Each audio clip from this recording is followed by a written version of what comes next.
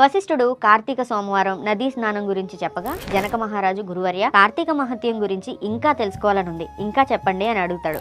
అప్పుడు వశిష్ఠుడు ఇలా చెప్తున్నారు. కొడుకు పుడతాడు, అతని పేరే సత్రాజిత్తు. లేక పుట్టిన కొడుకు కదా అని చాలా గారాభంగా పెంచుతారు. దానితో సత్రాజిత్తుకి ఒక వయసు వచ్చేసరికి విచ్చలవిడి ప్రవర్తన అలవాటైపోతుంది. తనకు ఎదురు చెప్పిన వారిని తిట్టడం, బంధించి టార్చర్ చేయడం లాంటి పనులు చేసేవాడు. తనకి నచ్చిన అమ్మాయిలని సెక్సువల్ గా హెరాస్ చేసి వాళ్ళని బలవంతంగా అనుభవించేవాడు. ఒక రోజు ఒక బ్రాహ్మణుడి భార్యను చూసి తన అందానికి దాసి అయిపోయి దగ్గరికి వెళ్లి తన లస్ట్ ని చెప్తాడు. దానికి ఆమె కూడా ఓకే చెప్తుంది. ఆ రాజు అందానికి ముగ్గురాలైపోయి వీళ్ళిద్దరూ రోజు సీక్రెట్ గా కలుసుకుంటూ ఉండేవారు ఆమె భర్తకి తెలియకుండా. ఒక రోజు ఆ రాజు గుడిలో ఆ రోజు అర్ధరాత్రి గుడిలో కలుద్దామని కబురు పెడతాడు. ఈ విషయం ఆ భర్తకు కూడా తెలిసి తను కూడా ఒక కత్తితో వీరిద్దరికంటే ముందే ఆ గర్భగుడిలో దాక్కుని ఉంటాడు. వాళ్ళిద్దరూ గర్భగుడిలోకి చేరుకున్నాక ఇక్కడ అంతా చీకటిగా ఉంది, ఒక దీపం ఉంటే బాగుంటుంది అనగానే ఆమె చీర కొంగును చింపి దీపం వెలిగిస్తుంది. వీరిద్దరూ కొంచెం దగ్గరికి వచ్చి ఒకరినొకరు పట్టుకున్న టైంలో సడన్ గా ఆ భర్త వచ్చి ఇద్దరిని చంపి తాను కూడా అదే కత్తితో పొడుచుకొని చచ్చిపోతాడు. వీరిద్దరిని తీసుకెళ్లడానికి శివదూతలు, ఆ భర్తను తీసుకెళ్లడానికి యమదూతలు వస్తారు.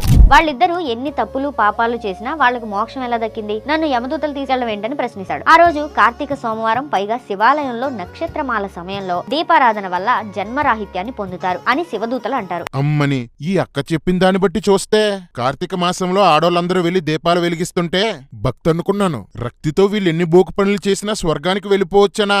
ఇంతకాలం ఈ మర్మం తెలియలేదు సుమి. అక్క ఆడదాన్ని వయ్యండు ఇంత బోక్ కదనే, అస్సలు సిగ్గు లేకుండా భలే చెప్పావు. అక్క ఇంతకీ కార్తీక మాసంలో దీపం పెడుతున్నావా?